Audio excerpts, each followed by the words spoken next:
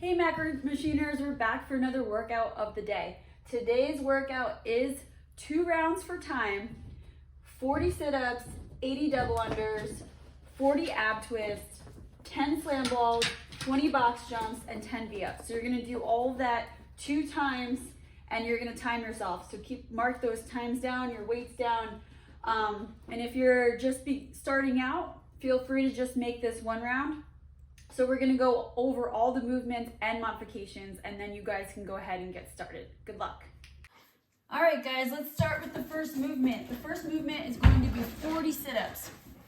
And again, if you wanna do modifications, you can cut these also in half. So you can do 20 instead of 40. So a sit-up, we'll just demo real quick. We're gonna come down, touch your toes, come up. If you can't do a full sit-up, try to get to your knees or crunches, knees or heels. Avoid the hands behind the head just to not put pressure on that neck. People tend to start pulling your neck forward and it's not good. The next movement is going to be double unders. So that's jump roping, passing the jump rope under your feet twice before landing. You can do single unders, make that at least 100 single unders. You can try to do some doubles, some singles, or you can just do taps. So just jump, tap twice, just to kind of simulate that movement. And yeah. So those are your options for double unders. Ab twist. So you can use really anything for ab twist. Let's go just the movement first. So you're gonna be sitting up. You only want your butt to be touching the ground. You wanna be bent slightly backwards. So you want your body to be in a nice V shape. So you should feel your abs engaged in this sitting position. And then you're gonna turn from side to side. So with a weight, you can use a dumbbell, you can use a slam ball, you can use a plate, but keep that weight nice and tight and go side to side. If you're having just some issues with stability, you can keep one heel on the ground and go side to side. That's ideally if you're using weight and you're having if you're not using weight, really try your best to keep your feet off the ground, but just that one heel if need be. Okay, slam balls. You're going to have your slam ball, you're gonna come down and you wanna grab it like this. Your chest should be up, come down, and you're gonna bring it all the way over your head, and then you're gonna slam it down on the ground, but you wanna follow it down. So you don't really wanna throw it up here and come down. You wanna follow it down because on that bounce, you wanna try to get it back up.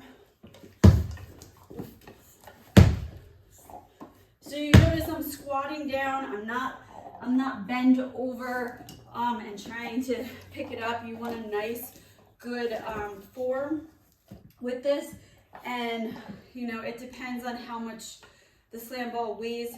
If you have a med ball, you can do that too. The bounce is going to be a little bit stronger. If you don't have a slam ball, you can do plates over ground. So you're going to touch again, slightly bend to the knee, chest is always up, looking forward, come back down. And again, that can vary with what you have as far as weight. You can make it heavier, you can make it lighter. If you only have a dumbbell, you can do dumbbell snatches. So you come down, you want to pull up with that elbow.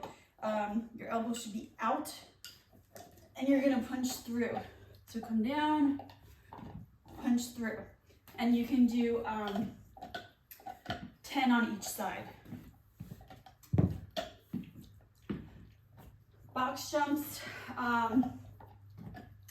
So you can do this, you can have your box set up, you can make it lower, you can also stack a bunch of plates together and do it that way. So when you're jumping on the box, you want to make sure that your foot is completely on the box. You don't want to be hanging off when you jump up.